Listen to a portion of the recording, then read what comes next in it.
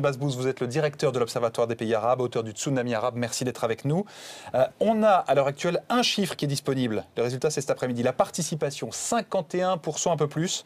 C'est beaucoup moins qu'en 2009. Est-ce que cette fois-ci, le chiffre vous paraît crédible ? Je pense que les chiffres, les taux sont arrêtés quelques semaines avant les élections dans les pays arabes, notamment en Algérie. Ce que j'ai trouvé hier pitoyable, c'est... Avant même le vote, on est d'accord. Donc c'est manipulé oui. Avant, on dit il faut ça et on Absolument. donne ça. Moi, ce que j'ai trouvé pitoyable, c'est un président qui se représente pour un 4e mandat sur une chaise roulante. Et j'ai en souvenir les années 98-99, quand il s'était présenté pour la première fois.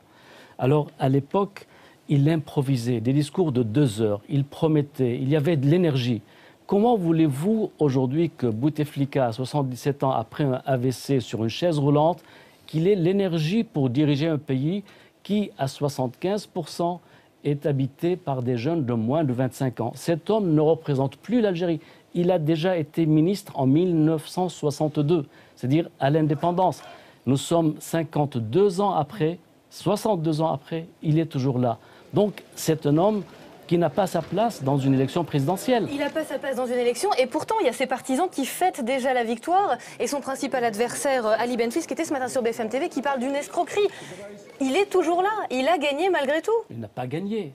C'est ce qu'on affirme. Ses partisans, il a mis en place un ministre de l'Intérieur, un président du Conseil constitutionnel, un ministre de la Justice, un vice-ministre de la Défense, à lui, à sa main, pour qu'il proclame ses résultats. Et ça ne représente pas, ça ne reflète pas l'image d'un pays. On a voté pour rien hier. Une fois de plus, on a voté pour rien. Donc le pays n'est pas à l'image de Bouteflika. Le pays est jeune, le pays a énormément d'énergie, énormément de richesse, alors que le peuple est pauvre. En revanche, les proches de Bouteflika s'en sont mis plein les poches. Regardez son ministre le plus proche, Chakib Khalil, le ministre du pétrole. Eh bien, grâce à la justice internationale, on découvre qu'il a mis des milliards dans les poches.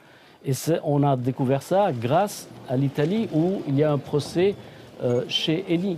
Et on ne découvre pas ça grâce à la justice algérienne. Pour revenir, Antoine Basbous, quand même sur ce qui se passe en ce moment, cette élection, vous êtes en train de nous dire qu'on déroule un scénario qui est écrit déjà depuis très longtemps. Est-ce qu'il y a quelque chose dans les heures qui viennent qui peut venir le contrarier, ce scénario ? Oui, c'est-à-dire que si Benflis invite ses électeurs à descendre pacifiquement dans la rue et occuper les places, eh bien là, la machine va s'enrayer. C'est compliqué les manifestations en Algérie.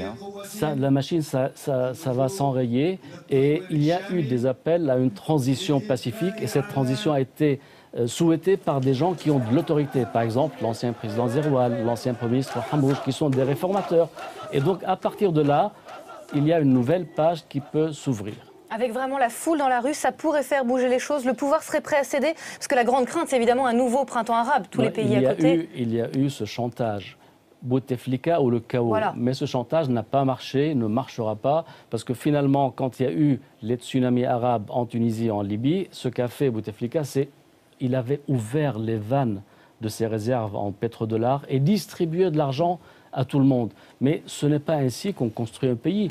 Il a donné de la consommation, il n'a pas donné au pays les moyens de se moderniser. Vous voyez, ce dont il rêve, c'est de mourir président, c'est d'inaugurer la grande mosquée d'Alger qu'il est en train de construire. C'est un homme narcissique qui ne voit qu'à travers sa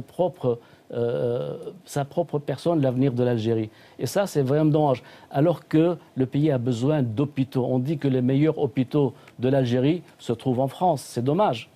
Antoine Basbous, merci d'avoir été ce matin l'invité de BFM TV. Tout de suite.